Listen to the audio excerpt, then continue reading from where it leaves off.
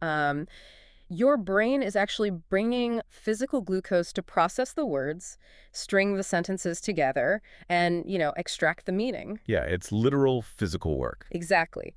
But the moment I ask you to, say, merge your car into heavy, fast-moving traffic, your brain will literally shut down the part of you that's comprehending my words to save energy. You'll just go completely deaf to us. Right.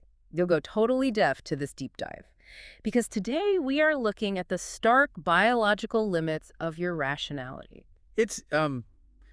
It's a profound realization when you really dive into the cognitive science here. I mean, we walk around with this illusion of being a rational command center. Oh, absolutely. We picture ourselves as like the CEO of our own mind. Right, sitting behind this heavy mahogany desk, weighing all the pros and cons, making these perfectly logical choices about our investments or hiring or, even just what to eat for dinner. But the research paints a vastly different picture, right? A much more automated one. Highly automated, way more than we are comfortable admitting. And that is exactly the core of what we're pulling apart today. We're looking through an incredible stack of sources, heavily centered on Nobel laureate Daniel Kahneman's framework from his book Thinking Fast and Slow. Such a landmark book. It really is. And we're pairing that with some deeply unsettling research from the Decision Lab and the American Economic Association. Our mission today is to look under the hood of how your brain actually makes decisions. We're going to see why your fastest thinking is an absolute marvel of evolution, really. Yeah, and how the biological need to conserve physical energy is basically the secret source of your most systematic, predictable errors in judgment. So, to understand this whole cognitive landscape, Kahneman gives us this brilliant psychodrama to work with.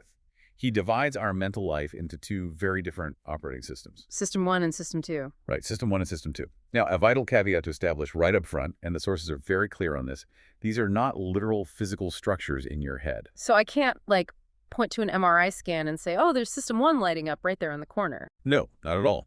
They are incredibly useful metaphors, though, for two completely different processing pathways in the brain. I was actually really glad the sources clarified that, because it is so easy to fall back into that old, debunked pop psychology myth of the logical left brain versus the creative right brain. Oh yeah, we want to avoid that entirely. Kahneman is talking about something much more fundamental to our survival.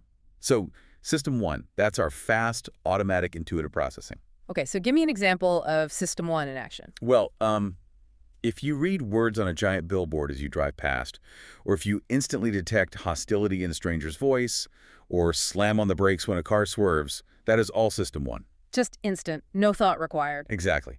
Operating System 1 requires zero conscious effort. It's this massive associative machine that processes millions of bits of information per second in the background. Wow. Millions of bits. Yeah. And frankly, even though we like to think of our logical, calculating self as the main character of our lives, System 1 is actually the hero of human evolution. The hero. How so? Because it keeps us alive. We live in a wildly complex world where slow, deliberate thought would, leave us paralyzed or eaten. Right. If you have to stop and calculate the trajectory of a tiger jumping at you, you're already lunch. Exactly. So System 1 handles all of that seamlessly. But then we have the system we actually identify as us, right? System 2. With System 2. The conscious, deliberate, calculating voice in our heads. The one doing the heavy lifting. Yeah. So this is the pathway that activates when you have to park in a really tight space or multiply 17 by 24 in your head. Or when you have to monitor your social behavior to stay perfectly polite when someone is just making your blood boil. Oh, man, that takes so much effort. It does. And that's the catch with System 2. It is notoriously slow and highly effortful. It requires intense, focused attention.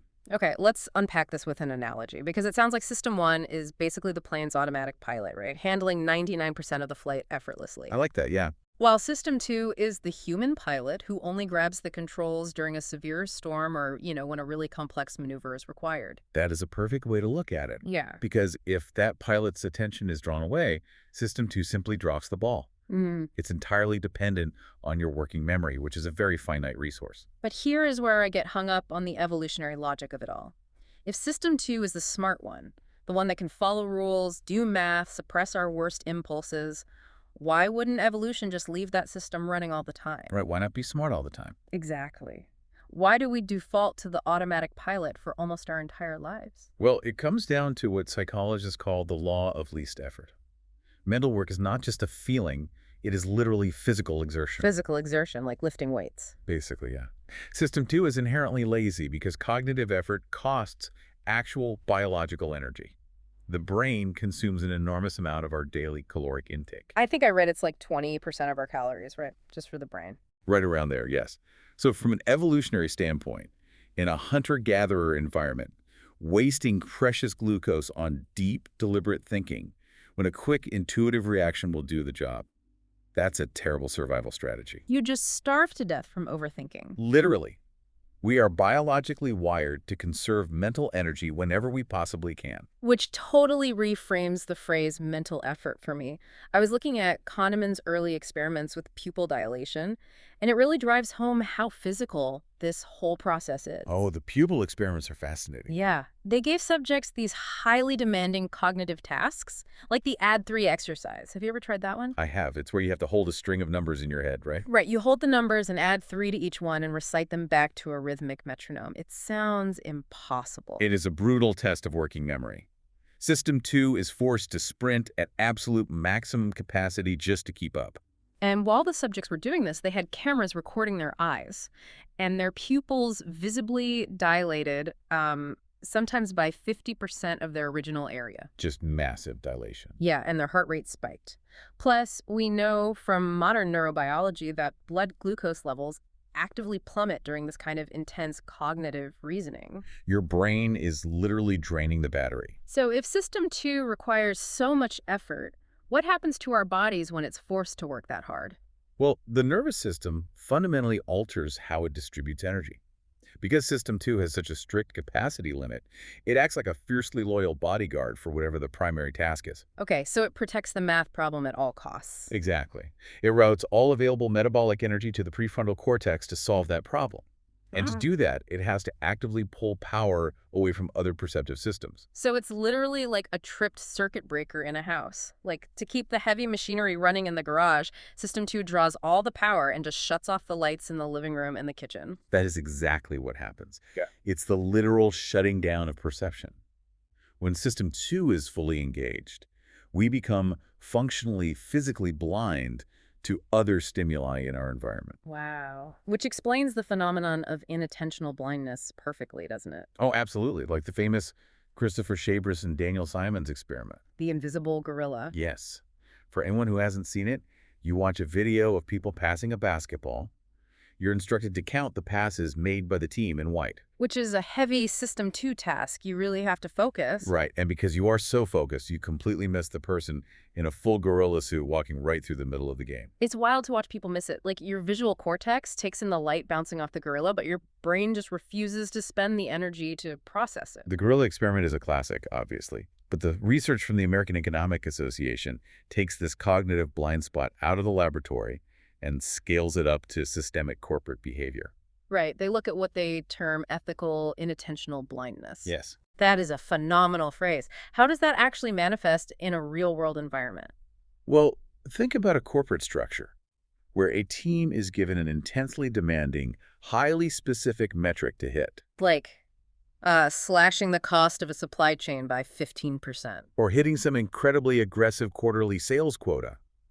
That metric becomes their pass-counting task. It demands full System 2 capacity. So they're hyper-focused. Right. And the AEA research suggests that when individuals are cognitively overloaded by that primary objective, they completely fail to notice the glaring ethical violations occurring right in front of them. Like unsafe labor practices or fraudulent accounting. Exactly. And it's not because they're inherently malicious people. Right, it's just that their System 2 literally does not have the spare glucose to process the moral implications of their actions. The ethics are the gorilla. Wow. The ethics are the gorilla. That fundamentally changes how we view corporate scandals, doesn't it? It really does.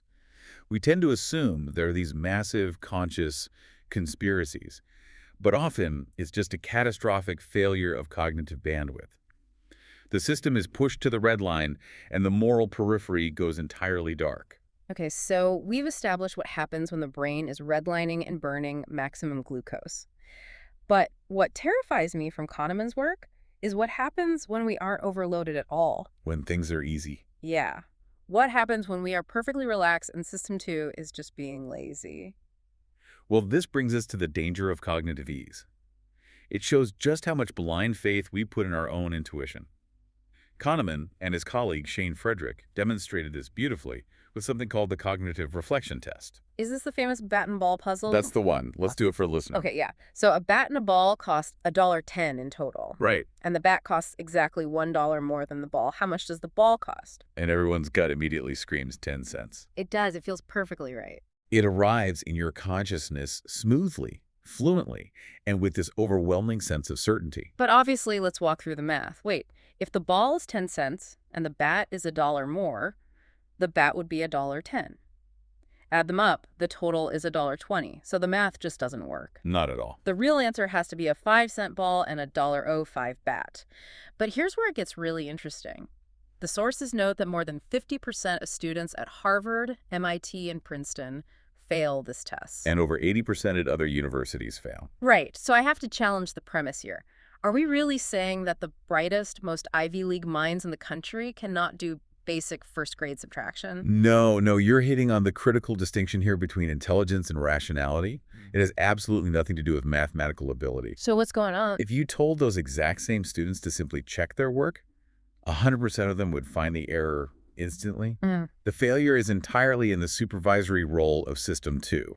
Ah, I see. So System 1 throws out the 10-cent answer because it sounds nice, and System 2 just assumes it's correct. Exactly. System 1 offers a plausible-sounding intuition. And the lazy System 2, seeking to conserve that precious energy, just rubber stamps the intuition without spending the tiny fraction of a calorie required to actually verify the logic. It doesn't want to do the math. Right. We confuse the feeling of cognitive ease with truth. Because an answer springs to mind without any friction, our brain just assumes it must be accurate. So if System 2 is basically just sitting at the desk, blindly signing the paperwork without reading the contracts, it begs the question, where is System 1 getting its data? That is the million-dollar question. Right. How is it generating these flawed intuitions in the first place? Well, it does it through an incredibly complex, constantly updating network of associations. System 1 is fundamentally an associative machine. What does that mean exactly? It links ideas, memories, words, and physical states together in this massive web that operates entirely beneath your conscious awareness. And I assume this brings us to the mechanism of priming. Yes, priming is a perfect example. Because we've all heard about the classic Florida effect by psychologist John Bohr. Oh, it's such a great study. It's wild. Students are asked to build sentences using words vaguely associated with the elderly, like gray or wrinkle, and then they mysteriously walk slower down the hallway afterward. Completely unaware of the influence. Right. But what's fascinating to me is the why. So what does this all mean for the listener? Are you telling me I could read an article about being tired and my body will literally start acting fatigued without my conscious mind ever knowing? That is exactly what I'm telling you. The mechanism is called the ideomotor effect, and it highlights just how porous the boundary is between abstract thought and physical reality. Porous in what way? Well, when System 1 processes the words associated with old age, it doesn't just understand the dictionary definition. It activates the entire associative network connected to that concept. It wakes up the whole neighborhood of ideas. Exactly. And in the brain's architecture, the conceptual network is physically wired into the motor cortex. Wait, really? Yeah. System 1 actually prepares the body to interact with the concept it just processed. It primes the behavioral response, in this case, walking slower, because the brain is constantly trying to align our physical state with our internal environment to prepare for whatever comes next. And the conscious mind has zero access to this process. None. When the researchers interviewed those students later, none of them noticed the theme of the words, and none of them believed their walking speed had changed at all. That is deeply unsettling. Our environment is constantly programming our System 1, nudging our behavior, and our conscious self is just completely oblivious. It gets even more concerning when you realize System 1 doesn't just alter our physical movements based on these associations, using them to construct our entire understanding of reality. Oh boy. Using a mechanism Kahneman calls WYSIOD. What you see is all there is. WYSIOD. I have to say, this acronym completely changed how I view my own opinion. It's powerful. The premise of WYSIOD is that System 1 is relentlessly driven to create a coherent narrative out of the information currently available to it. Right. And it does this completely, regardless of the quality or the quantity of that information. So it's exactly like the autocomplete feature on a smartphone. Oh, that's a phenomenal analogy. Right. You type 3 random letters, and your phone immediately aggressive guesses the rest of the word and maybe even the next three words based entirely on its internal programming. Without having any context for the actual email you're trying to write. Exactly. System 1 is the ultimate cognitive autocomplete. If you hear someone described as intelligent and strong, your System 1 immediately autocompletes a narrative that they would make a fantastic leader. But it doesn't pause to ask, wait, what if the next two adjectives are corrupt and cruel? No, it never asks that. I didn't stop to gather more data. I just took the two pieces of data I had, built a positive story, and felt totally confident in it. Because feeling doubt requires holding multiple conflicting possibilities in your working memory at the exact same time. Which takes energy. Exactly. Doubt is a System 2 function. It burns glucose. Certainty, on the other hand, is cheap. Coherence is cheap. So System 1 just sweeps all the ambiguity under the rug. It suppresses ambiguity and ignores missing information entirely because acknowledging what you don't know ruins the nice, coherent story. We don't see the information we're missing, so we just assume we aren't missing any. And because the resulting narrative is clean and simple, it's cognitively easy to process. The lazy System 2 feels that ease, assumes the story must be true, and locks it in as a confident judgment. Wow. This is the biological mechanism behind our worst biases. It's why we form rigid political opinions based on a single headline, or instantly judge the competence of a coworker based on, like, one brief interaction. We are confusing the ease of processing the narrative with the actual validity of the evidence. Perfectly said. We really have to step back and look at the whole board here, because this entirely shatters the idea of the rational CEO sitting at the mahogany desk. It shatters it to pieces. The research shows that our fast-thinking System 1 is this magnificent, tireless, autocomplete machine. It reads the room, it detects threats, and it allows us to navigate a wildly complex world without paralyzing our nervous system. Right, it's a marvel. But because it runs on the principle of WYSIAD, it is aggressively jumping to conclusions, it's highly susceptible to environmental priming, and it is completely blind to its own missing data. And our only defense mechanism, System 2, is inherently lazy. It's easily depleted by something as simple as, missing lunch. Hangry is real. It is. Yeah, And yeah. System 2 is heavily biased toward just rubber stamping whatever story System 1 hands it. So, practically speaking, for the listener, how do we operate in the real world with this hardware? If I can't trust my gut because System 1 is a biased autocomplete, and I can't constantly rely on my logic because System 2 is lazy and energy-starved, what is the strategy here? Well, the primary takeaway from behavioral economics is actually acceptance. Acceptance. Yeah. You cannot rewire System 1. You can't stop it from generating biased intuitions. And trying to live in a state of continuous hypervigilant System 2 analysis would exhaust you before breakfast. You'd burn out immediately. Exactly. So the strategy is not perfection, it's risk management. Learning to spot the traps. Precisely. Learning to identify what Kahneman calls cognitive minefields. You must consciously map out the high-stakes decisions in your life. Okay, so like when you're making a major financial investment, Or diagnosing a medical issue or hiring an employee, you have to recognize that you are stepping into a minefield where your intuitive autocomplete is highly likely to fail you. and that recognition is the trigger to force System 2 to wake up, spend the glucose, and ask, what information am I missing here? Yes. And importantly, recognizing that you are uniquely terrible at spotting your own biases. Oh, that's a tough pill to swallow. It is. But because System 1 suppresses doubt so effectively, your own bad decisions would always feel perfectly logical to you from the inside. But you can spot the WYSIAD errors in your colleagues from a mile away. Which is the entire biological argument for having diverse teams and seeking outside perspectives. You physically need someone else's System 2 to audit your System 1 because yours is asleep at the wheel. Exactly. The collective intelligence of a group, when structured properly to avoid groupthink, is the best possible safeguard against individual cognitive blindness. To bring this deep dive to a close, I want to circle back to that mahogany desk we started with. The CEO's desk. Right. We have completely dismantled it today. The CEO is not in charge. The autopilot is flying the plane, and the human pilot is mostly just sitting in the cockpit, conserving energy, occasionally signing off on whatever the computer suggests. It's a humbling reality. It really is. So I want to leave you, the listener, with a lingering thought to carry with you today.